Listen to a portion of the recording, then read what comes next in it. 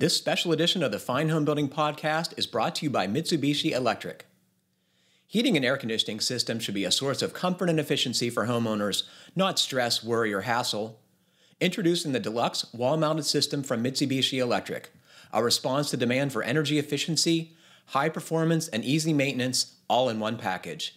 This single-zone wall-mounted indoor unit is equipped with a patented dual-barrier coating, an industry first in terms of system maintenance. The coating is applied to the interior of the indoor unit to combat aggravating airborne particles. Homeowners can enjoy peace of mind knowing their indoor units are running smoothly and aren't collecting damaging particle buildup, affecting indoor air quality and system performance over time. Expect the best in quality, comfort, and efficiency when you choose a Mitsubishi Electric mini-split heat pump system.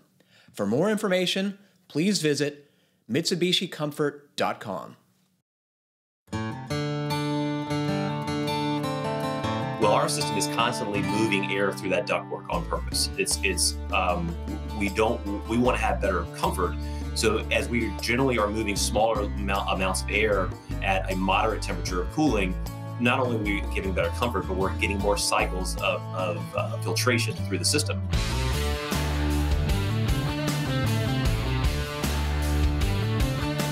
Welcome to this special edition of the Fine Homebuilding podcast, sponsored by Mitsubishi Electric, Trane HVAC US. The Fine Homebuilding podcast is a regular discussion of building, remodeling, and design topics aimed at anybody who cares deeply about the craft and science of working on houses.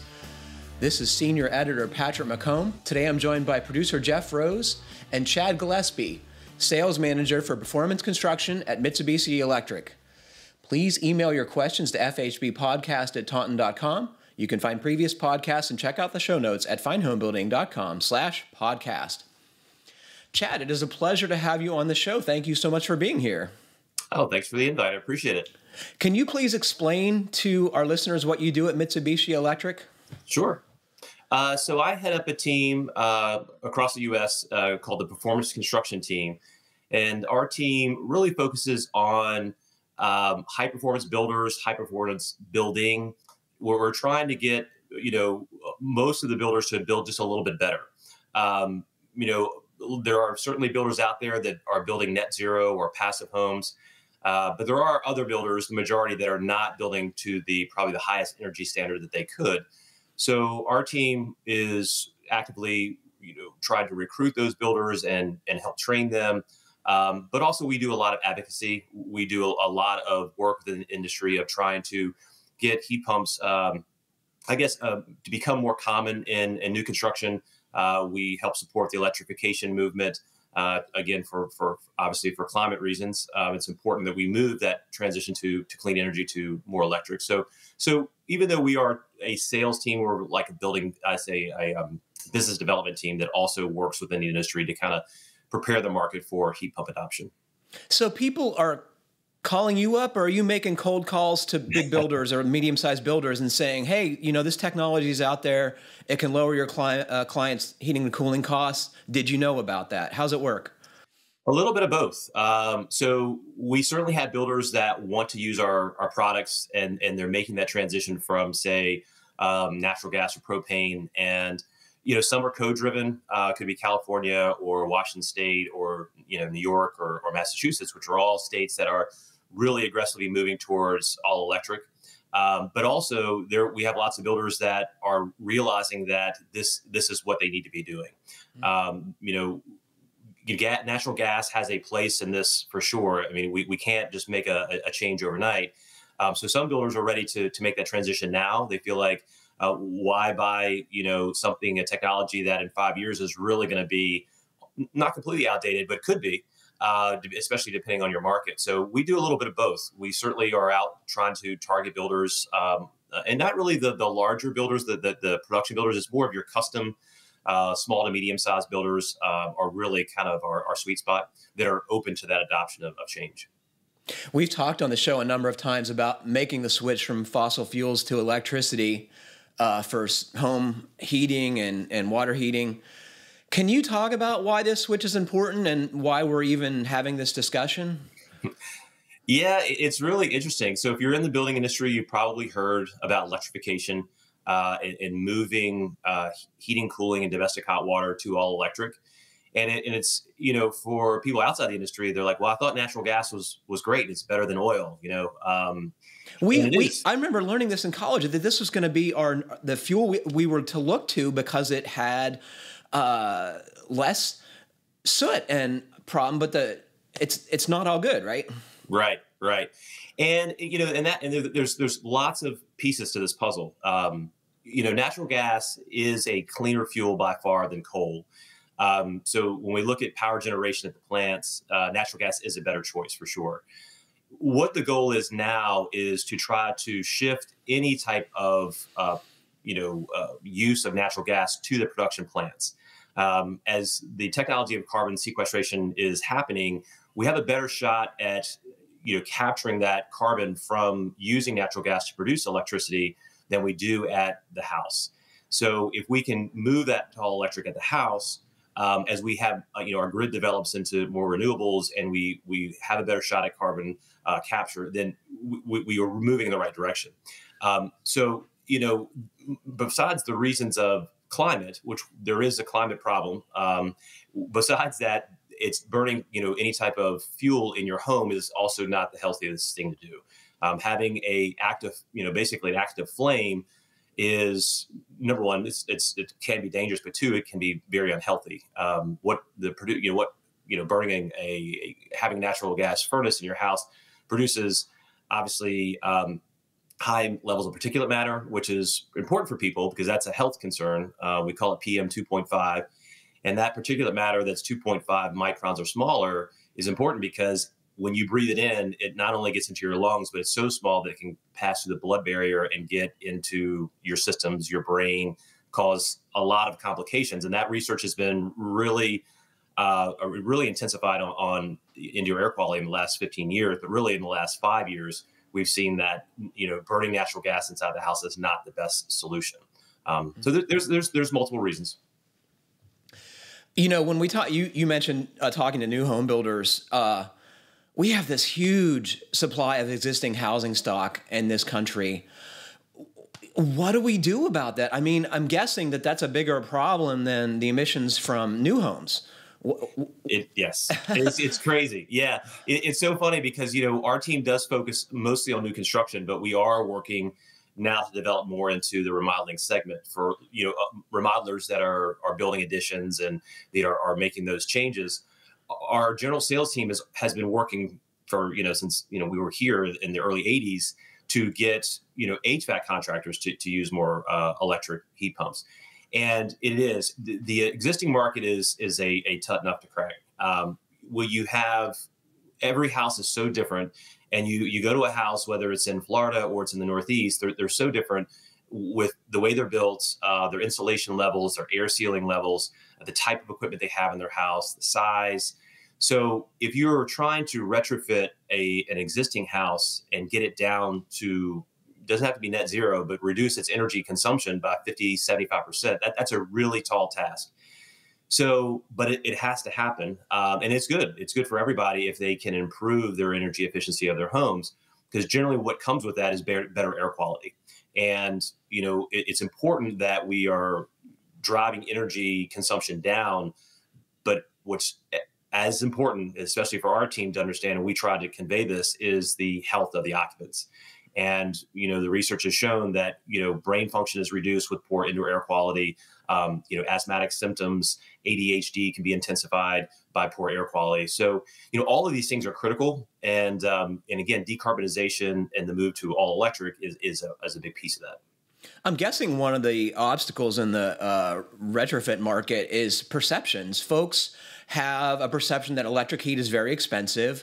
They have a perception that it doesn't work in cold weather. And they also have a perception that I need to have a gas furnace because I live in a cold, old, drafty house. I need lots of heat. How do you address those concerns in the marketplace? Yeah, so this is a good one. And I'll give you a quick story of my parents. When I told them that I was going to work for this company, my mom and dad were like, "Oh, God, heat pumps are terrible." They're like, "They're terrible. We bought this house and it has a heat pump. It's terrible." And so the heat pumps of old, they did produce pretty lukewarm air. And anything that's below our body temperature is going to feel cool. So if the air is only 94 degrees, it's going to feel cool. So the heat pumps of today, especially the type of technology that we use at Mitsubishi, we have high discharge temperatures. So you can have heating with temperatures of 130, 140 degrees. So you're getting very warm heat. So that's probably the first thing that we have to kind of get over with consumers. The second part is they don't work in cold climates. So with today's heat pumps, you have the inverter technology that we have and other manufacturers like us. There's several others that have cold climate heat pumps that will work down to negative 13 degrees or even some a few degrees lower. And what that allows us to do is, for most markets in the U.S., you can use a cold climate heat pump.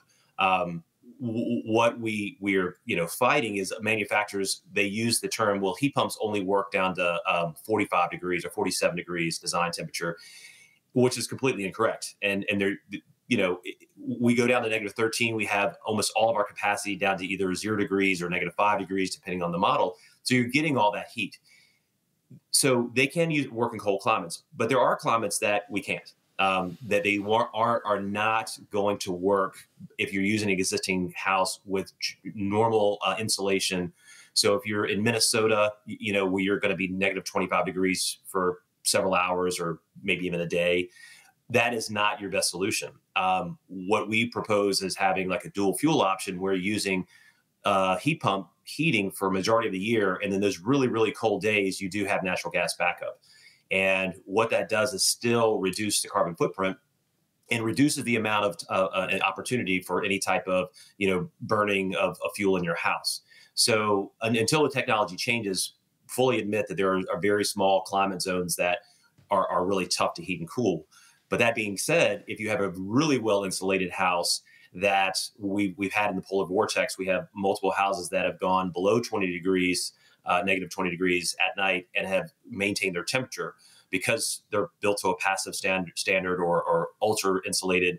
Those are like a Yeti cooler, so they can maintain that heat inside the house. And there is a point in the night that our system is not working, but it's already retaining and keeping its heat. And so in the morning when it goes, crosses that negative 13 degree threshold and it's negative 11, then it starts heating again. So again, these are all technologies. And again, we don't want to say that it's perfect for every cold climate because there are some that are not.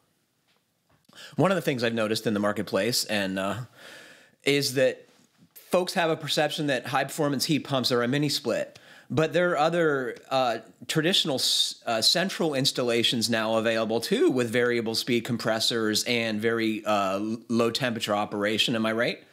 Yes, and that's so. It's interesting as the term mini split was developed because originally when we entered the U.S., really that's all we had was a very small split system. That means an indoor unit and an outdoor unit, and those were all wall hungs. And so, the technology is really based upon a variable speed compressor, which is unlike traditional air conditioning units and traditional heat pumps, which is a single stage. So what this compressor does, it just moves at variable speed depending on the load. And sometimes these are called, as I understand it, inverter-driven compressors, yeah. Right? Isn't that another term that's used? That's it. Variable speed, refrigerant, all of those kind of cover this category. So now the product has developed into, not only that wall hung or another ductless product like a floor mount, but we have a full complement of small ducted and then full-size ducted air handlers like you would see in traditional houses, all the way up to massive systems that do skyscrapers and schools with unbelievable efficiencies. One of the complaints with conventional central systems is, the equipment is a problem. It's inefficient or not as efficient as it could be. But perhaps a bigger problem is the poor ductwork installation. Can you typically do a unit for unit, variable capacity, high performance heat pump in a house with conventionally done bad ductwork? Will it work? Oh, it'll work, but it's not going to work very well. There have been multiple studies that have shown that if you have really, really poor ductwork and you move from a single speed system and then go to a variable speed, which fan blows most of the time on purpose, you could have even worse performance. Because if you think about it, as your air is cycling, when your system's on in a single stage, it's on and it's really intense air and it blows it really hard. And then this blast of cold air comes in the summer and cools the house down. Well, our system is constantly moving air through that ductwork on purpose. We want to have better comfort. So as we generally are moving smaller amounts of air at a moderate temperature of cooling, not only are we giving better comfort, but we're getting more cycles of filtration through the system. The problem is if they have a really bad duct system with really bad leaky ducts in the attic or the crawl space, you have the ability to continually run that air and leak more cycles than you will with single stage. So what we recommend to contractors is to really pay attention to that ductwork when they're retrofitting a house so that they don't make that mistake. And that is critical. Most ductwork in the U.S. is wrong. I mean, that was a study. It's bad, right? Yeah. I mean, it's bad. It's good for business, right? When you think about hot spots and cold spots, but it's really bad for consumers because not only are they getting poor comfort, but it's also poor performance because you're going to overrun your system and overcool one space just to satisfy another. So there's lots of reasons, and that's again where our product fits in. Sometimes you don't have the ability to really correct all the ductwork, and really would be better served if you cut off or sectioned off a section of or a part of ductwork and put a mini split in that one room, that one area, because it just doesn't make sense to try to fix it with the existing system you have. Mm. So your company is synonymous with high performance heat pumps. It's the company I first heard about these maybe 20 years ago. These are not new products, but I'm guessing you still have some obstacles in the marketplace. What are the misconceptions about these that still exist? Well, I think that there's a lot of misconceptions. There are now so many manufacturers of mini splits. We have a lot of foreign brands and they're cheap. They're inexpensive. I'm sure that has an appeal sometimes, right? Yeah. I mean, it certainly is. I mean, our systems are not cheap. When the first time I started selling these 10 years ago, to a customer who had never had these or a consumer, they're like, wow, it's so small. Why would it be that expensive? And I was like, well, why is your Apple phone so much more expensive than that bag phone that you had 10 years ago, right? There's a lot of technology built into it. What we're seeing is mostly the Chinese brands. We're getting a lot of that flooding the market. They're very low cost, and unfortunately, they're low performing. What we're seeing, the majority of the failures we see are in those cheap brands. And we've had contractors leave us and then try those brands because they were cheaper. 6 months later, they come back to us and said, I lost more money in that 6 months selling those handful of units because we couldn't get parts for them. They broke. Customer service was terrible. There's no service team anywhere close that can handle these, or distributors. So, that you get what you pay for. So if you're getting a really inexpensive product, expect that those products are not properly tested, and that you're getting, poor assembly. Our units, Mitsubishi is one of the only manufacturers that test every unit that comes off the line. So it's pretty indicative of how our products perform. We have the lowest failure rate in the industry and have for a long time in this product segment, because we really make high quality products. And no one wants to be in the middle of winter or the middle of the summer and lose their heating and air because it just was a poor product.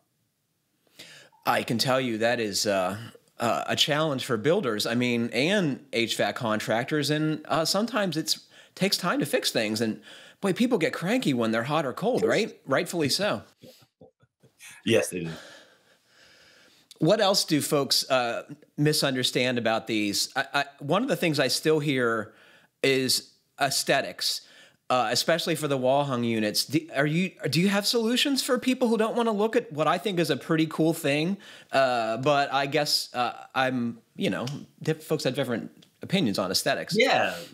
It is perspective. And I always, I ask lots of questions to my friends and it just randomly to get their perspective of it.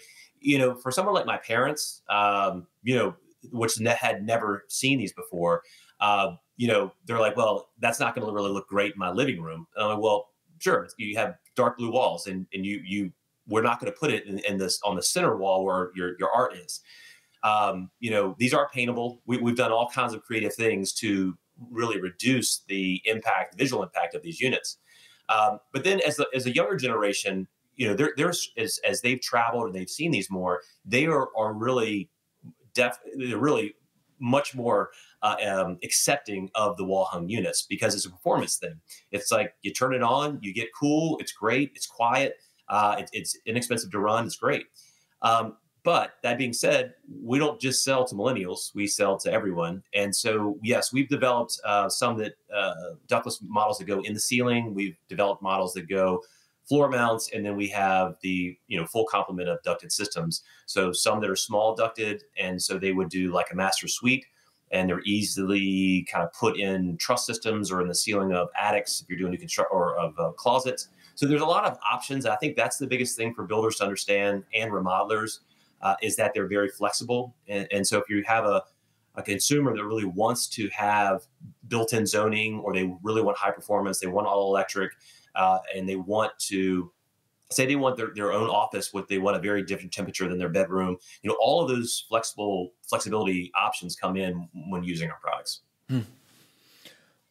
It's been asked of the podcast and at Fine Homebuilding, can you build an enclosure for the wall hung units? Is that ever okay? Have you guys tested that? All right. So I am a little bit of I do not like wall hungs flat in the middle of my major wall of my room. I'll be honest. I've always been honest with that. So what I did with my house, downstairs, we have two ductless units. Both were built into built-in cabinets that I built. One was a whole wall of bookcases, and the other is built into the kind of soffit area of the kitchen. And so even though we don't test that, if you're going to do it, there's really a few things that you need to do. If you're building it recessed into like a built-in cabinetry kind of setup, you're going to need to make sure that the front of the air handler, when it's blowing out, that it's not hitting the bottom shelf, that it's right below the unit, because then you're going to get deflection and you won't get the proper air movement. So you need to make sure that the front of that unit is towards the front of that cabinet, so it can, produce its air and not have anything that's resisting it. I'm going to interrupt you just so I understand. Yeah. You want that thing to be in the front of the building instead of the back. Is that a fair characterization of what you're saying? Not of the building, but like if you're the built-in, the cabinet. Yes, exactly. Yes, because if it's recessed too far back, it's not going to get airflow in or out very effectively. Okay. So if you're going to do this, then the next thing you want to do is, because the return air comes in from the top, you're going to want to have at least 4 inches of space so that air can get into that unit. Now, for what I did, and this is because I work for the manufacturer, I built a cabinet setup that I had only an inch reveal on the top and the bottom. So it's very clean. But what I did is I had a very slim line vent. Basically, it's a small kind of diffuser, which was painted to match the cabinetry above the actual built-in. And what that did is it allowed air to come into behind the face of basically above the bookshelf, to pull air into the top of the unit. And that may be hard for some to visualize, and it probably is. The long story short is, I probably will post a video of these so people can see it, because for my house, really the crawl space was a mess, and it's not a concealed crawl space or a sealed crawl space at this point. It had awful ductwork, which we were having. Because you live in Virginia, where this is very common, right? Yes. Vented crawl spaces in Virginia are normal, and probably so is bad ductwork in them, right? Bad ductwork, mold to mold, very humid. And we were having, especially in the summer, we're having all this, vapor drive from the crawl space into the house. So we would smell this kind of moldy, it just really wasn't pleasant, and our ductwork wasn't good. So I'm like, I don't really want to put a new ductwork down there. I just really didn't, and this really fit really well. The two units does our whole, the whole downstairs. And so there are creative ways to do it, but you need to talk to the contractor, and certainly someone, it could be on our team or our technical team, to make sure that you have the proper airflow going to the unit. Because we've had these, I've had mine in for 5 years. We've had other ones in for 10 to 15 years that have never had an issue as long as you're having the proper airflow to the built in. But there's really fun ways you can disguise them. We've seen all kinds of different ways to disguise mini splits for sure. So Chad, I'm going to ask you if you could to share a photo or two of your, enclosed mini splits, and we'll put them to go with this podcast so people can see what you're talking about. Oh yeah, sure. Yeah, that's good stuff. So, what should builders and remodelers be doing to educate their clients about these systems? Like, I mean, you sometimes have to teach people how to operate stuff. These, for example, you want them to run, as you said earlier, at a low speed pretty much all the time. Some folks have the impression, when you're spot cooling places, you just go turn on the air conditioner and then you turn it off when you're done. But these work better when you leave them running, right? They really do. We've had, and this is something that we try to post and have available. The best thing to do is to keep them running pretty much all the time. There's reasons for comfort, performance of the unit, building science reasons. You don't want to have a room that is dramatically different in temperature than the rest of the house and shut a unit off, especially if it has high solar heat gain and its temperature gets really, really warm in the summer. And then all of a sudden now you've got a very warm room with a lot of humidity. And it's the one room that's isolated from the other rooms, which might be very cold. And now you've got a dew point issue that you might have a surface that starts collecting water because in that one room that's hot and very wet, and then you got a cold surface from the other room that's very cold. Those are where you can see issues. So the idea is to, if you're going to use that room infrequently, is to set it really low. And just, whether it's in the summer, you want to set it like, okay, instead of having it where you want it at 72, you just set it at 77 or 78. In the winter, the same thing. You just set it at, 65. Yeah, exactly. So, and really what that does is it allows the machine to still run and in the summer still dehumidify, which is a critical part of air conditioning. But you don't really want to turn it off completely unless you have something like a sunroom that's completely detached from the house and the actual, thermal, envelope of the house, and it's separate. In that case, I would say that would be fine. But most of the time, you really want to keep it running, and that's a great question because that's a misunderstood. A lot of people think like just turn it off. I have one in my attic, and our attic is finished, and it's my kids where we watch movies. It's where they train on their road bikes. It's where my wife might do yoga. It's not an everyday thing, but that unit never turns off. And it always is running, and it uses almost no energy in those situations when we dial it back.